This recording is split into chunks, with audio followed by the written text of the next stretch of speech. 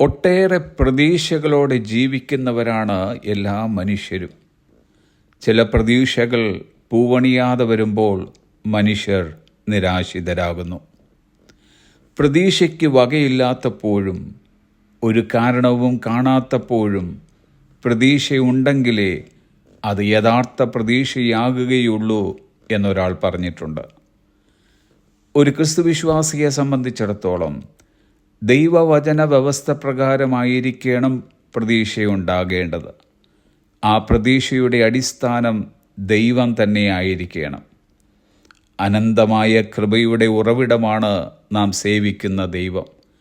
നമ്മെ സഹായിക്കുവാൻ ഏത് സമയവും തയ്യാറായി നിൽക്കുന്നവനാണ് ഈ ദൈവം. ഇവിടെ ഒരു കാര്യം പ്രത്യേകം ശ്രദ്ധിക്കുക. നാം പ്രതീക്ഷിക്കുന്നത് പോലെ കാര്യങ്ങൾ നടക്കണമെന്നില്ല. നമ്മുടെ പ്രതീക്ഷകളെ ദൈവത്തിൽ അർപ്പിക്കുകയും ദൈവത്തിൻ്റെ പ്രതീക്ഷയ്ക്കൊത്ത് നമ്മുടെ പ്രതീക്ഷകളെ ഉയർത്തുവാനും കഴിയുന്നുവെങ്കിൽ നമ്മുടെ പ്രതീക്ഷകളിൽ ഒരു ദൈവികത്വമുണ്ടാകുകയും ജീവിതത്തെ കൂടുതൽ പ്രസാദപൂർണവും സന്തോഷഭരിതവും ആക്കുവാനും കഴിയും. ഈ ലോകത്തിലുള്ളവരിൽ നാം പ്രതീക്ഷ വയ്ക്കുകയാണെങ്കിൽ അവിടെയാണ് നാം നിരാശിതരാകുന്നത്. സഹായിക്കുവാൻ ശേഷിയും അതുപോലെയുള്ള ചുറ്റുപാടുകളും ധാരാളമായി അവരിൽ കണ്ടു എന്ന് വരാം.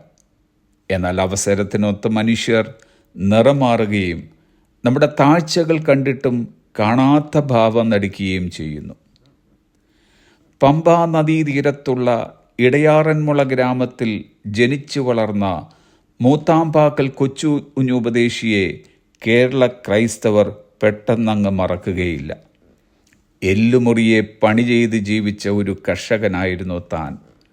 ചേമ്പും ചേനയും വാഴക്കുലയുമൊക്കെ കൃഷി ചെയ്ത് ആ വിളവൊക്കെ ചന്തയിൽ കൊണ്ടുപോയി വിറ്റ് തൻ്റെ കുടുംബത്തെ പോറ്റിക്കൊണ്ടിരുന്ന കാലത്തായിരുന്നു പൂർണ്ണസമയ സുവിശേഷ വേലയ്ക്കായി താൻ തീരുമാനിച്ചത്. അതോടെ പട്ടിണിയും രോഗവും കുടുംബത്തിൽ മാറി മാറി കടന്നു വന്നു. ഒരിക്കൽ താൻ 7 ദിവസത്തെ ഉപവാസ പ്രാർത്ഥനയുമായി തൻ്റെ വീടിൻ്റെ അറയിൽ സമയം ചെലവഴിച്ചു. 7 ദിവസത്തെ ഉപവാസ പ്രാർത്ഥന കഴിഞ്ഞ് വളരെ ക്ഷീണിതനായി, ദേഹമെല്ലാം ചൊറിയും പിടിച്ച് ആരോഗ്യം നശിച്ചവനായി തൻ്റെ വീട്ടുമുറ്റത്ത് നിൽക്കുമ്പോൾ വളരെ ധനസൗകര്യമുള്ള തൻ്റെ ഒരു സ്വന്തക്കാരൻ അതുവഴി കടന്നു വന്നു. അയാളോട് ചില കാര്യങ്ങൾ പറഞ്ഞാൽ കൊള്ളാമെന്ന് ഉപദേശി വിചാരിച്ചു. പക്ഷേ സ്വന്തക്കാരനായ ആ ധനാഢ്യനാകട്ടെ ഉപദേശിയെ കണ്ടെങ്കിലും കണ്ടില്ലെന്ന മട്ടിൽ കടന്നുപോയി. അത് കണ്ടപ്പോൾ കൊച്ചുഞ്ഞുപദേശി അയാളെ വിളിക്കാനും മുതിർന്നില്ല.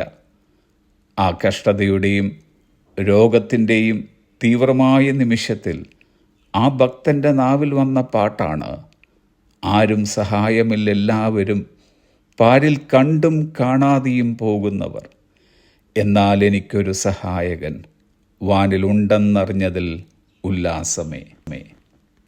കരിമ്പിൻ തോട്ടത്തിലും വാഴത്തോപ്പിലും പണിയെടുത്ത് പരിചയമുണ്ടായിരുന്ന കൊച്ചുഞ്ഞുപദേശിയുടെ ഹൃദയം ദൈവസ്നേഹം കൊണ്ട് നിറഞ്ഞപ്പോൾ അത് സംഗീതസാന്ദ്രമായി അർത്ഥപുഷ്ടിയും കാവ്യഭംഗിയുമുള്ള വാക്കുകളായി താൻ ഇപ്രകാരം തുടർന്ന് പാടി: കരയുന്ന കാക്കയ്ക്കും വയലിലെ റോസയ്ക്കും ഭക്ഷ്യവും ഭംഗിയും നൽകുന്നവൻ, കാട്ടിലെ മൃഗങ്ങൾ, ആറ്റിലെ മത്സ്യങ്ങൾ എല്ലാം സർവേശ്വരനെ നോക്കിയിടുന്നു.